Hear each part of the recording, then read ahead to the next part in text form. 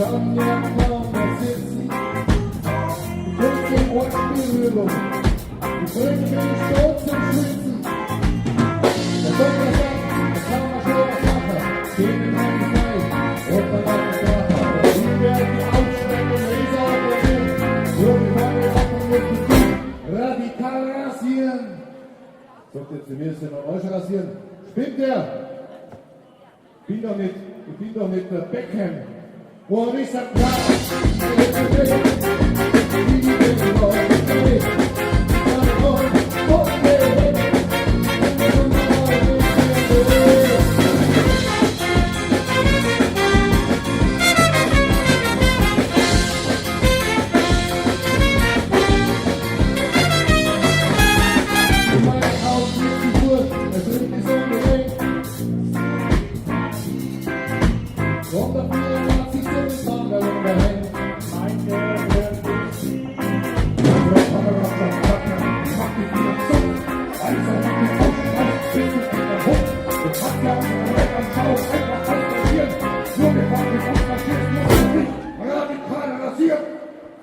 ich schaue ganz tief in seine Augen in die Jura und sage, bitte, was willst du jetzt da rasieren?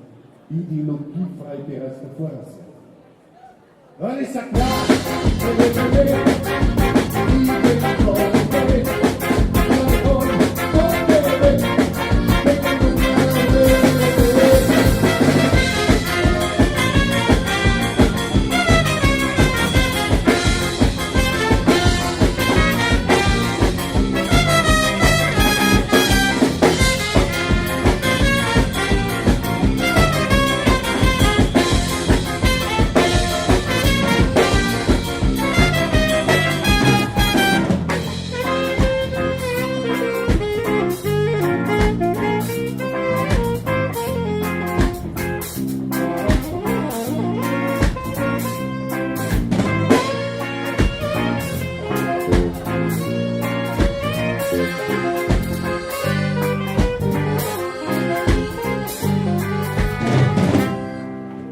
lass die Toten stehen, such langsam das Zeichen.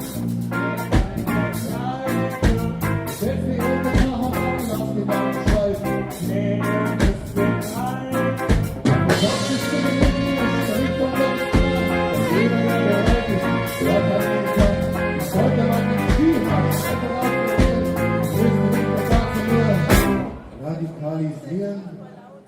Im Ernst habe ich darüber nachgedacht, in der Terrorbranche zu arbeiten. Da gibt es viele Stellenangebote. Aber nach eifriger Recherche habe ich gemerkt, das ist nicht auf längerfristig Anblick. Und ich suche was Festes für die nächsten Jahre. Also sage ich, und ich sage,